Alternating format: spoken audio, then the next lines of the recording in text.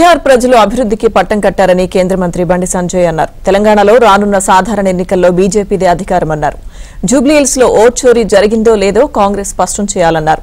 స్థానిక సంస్థల్లో తామే విజయం సాధిస్తామని అన్నారు. ఇక బీఆర్ఎస్ ప్రతిపక్ష పార్టీ ఎలా అవుతుందని బండి సంజయ్ ప్రశ్నించారు. ప్రతిపక్ష నేత ఒక్కరోజు కూడా అసెంబ్లీకి రాలేదని, ప్రజల కోసం తామే పోరాడుతామన్నారు. బీహార్ లో కూడా వన్ సైడే ఫలితాలు అన్ని సర్వేలు కూడా ఇంకా చాలా సర్వేలు కూడా 150, 160 ఇప్పుడు 202 స్థానాలకు పైగా ఇవాళ ఎన్డీఏ గెలిచిందంటే చాలా బ్రహ్మాండమైనటువంటి మెజార్టీ.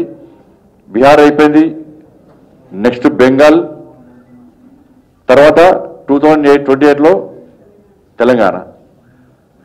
జూబ్లీహిల్స్ ఎన్నికలు కూడా సరే ఇంతకుముందు అందరు పెద్దలు చెప్పారు. ముఖ్యంగా బీహార్ ఎన్నికలకు సంబంధించి దేశవ్యాప్తంగా కూడా అనేక సందర్భాల్లో చర్చ జరిగినాయి. కాంగ్రెస్ పార్టీ ఓట్ చోరీ పేరు మీద ఇవాళ కాంగ్రెస్ పార్టీ ఆరోపణ చేసింది. నేను అడుగుతున్నా, మరి జూబ్లీహిల్స్లో ఓట్ చోరీ జరిగిందా జరగలేదా? కాంగ్రెస్ పార్టీ ఇక్కడ నాయకులు రాహుల్ గాంధీ స్పష్టం రాహుల్ గాంధీ కేల్కతం దుకాన్ బంద్, ఇక పబ్జీ గేమ్ ఆడుకోవాలి ఆయన. ఇక రాహుల్ గాంధీ తిరిగిన తను ఒక్కరి గెలవడే. పబ్జీ గేమ్కు పరిమితం అయితే రాహుల్ గాంధీ చాలా మంచిది. జూబ్లీహిల్స్ ఎన్నికల్లో కూడా ఎంఐఎం పార్టీ స్వతహా గెలవలేక ఎంఐఎం పార్టీ క్యాండిడేట్ తీసుకొచ్చి కాంగ్రెస్ క్యాండిడేట్గా ప్రకటించి వాళ్ళకి గెలిపించే ప్రయత్నం గెలిపించడం జరిగింది.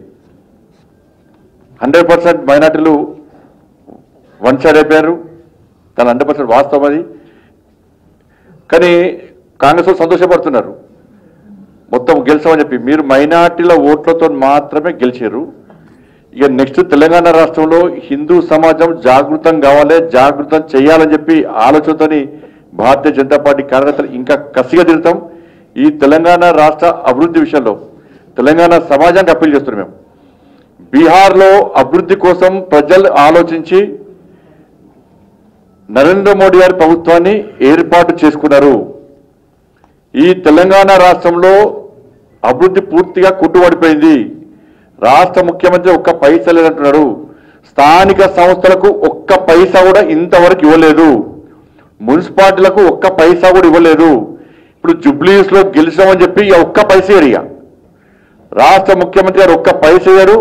2500 రూపాయలు పెన్షన్లు ఇయ్యాడు, 4000 రూపాయల వృద్ధులకు పెన్షన్లు ఇయ్యాడు, రైతు భరోసా ఇయ్యాడు, ఉద్యోగాలు ఇయ్యాడు, విద్యార్థి భరోసా కార్డు ఇయ్యాడు, ఉద్యోగస్తులకు డిఎల్ ఇయ్యాడు.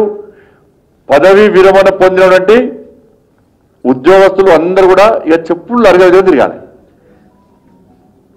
అయిపోయి ఇప్పుడు ఏమైంది? ఇప్పుడు మేము ఏం చేయకుండా ప్రజలు మాకు ఓట్లు వేసారని చెప్పి కాంగ్రెస్ పార్టీ విరవిగా ప్రమాదం ఉంది. ఇక ఇదే విషయాలతో ఇక లోకల్ పార్టీ ఎలక్షన్ పోతారు. లోకల్ పార్టీలో 100% మేము గెలుస్తాం. బీఆర్ఎస్ పార్టీ మాదే ప్రధాన ప్రతిపక్ష పార్టీ అంటున్నాడు. ప్రతిపక్ష నేత ఎవరు ఈ తెలంగాణ రాష్ట్రంలో తెలుసా? ప్రతిపక్ష నేత ఎప్పుడైనా మా ప్రతిపక్ష నేత హౌజ్ పోయి మొత్తం కాంగ్రెస్ పార్టీ విధానాలు మొత్తం ఎండగడుతూ ఇవాళ ప్రశ్నిస్తున్నాం. బీఆర్ఎస్ పార్టీ యొక్క ప్రతిపక్ష నేత ఎవరు? ఎవరున్నాడు? ఎప్పుడైనా అసెంబ్లీకి వచ్చిండా? తెలంగాణ రాష్ట్ర ప్రజలు కష్టాల్లో ఇబ్బందుల్లో ఉంటే ఏ రోజున వచ్చి భరోసా కల్పించిండా, పరామర్శించిండా? ఎప్పుడైనా వచ్చిండా? ప్రతిపక్ష నేతనే అవసరం అసెంబ్లీకి వస్తున్నాడు, కలవకుండా వేయండి, ఫామ్ హౌస్ పరిమితమైండు. మీరు ప్రధాన ప్రతిపక్ష పార్టీ ఎట్లయితుంది? దేశానికి ఇవాళ బీఆర్ఎస్ పార్టీ ఒక్క పార్లమెంట్ సీట్ లేదు, వాళ్ళకు ఒక్క పార్లమెంట్ సీట్ లేదు. వీళ్ళు ప్రతిపక్ష పార్టీ అటు.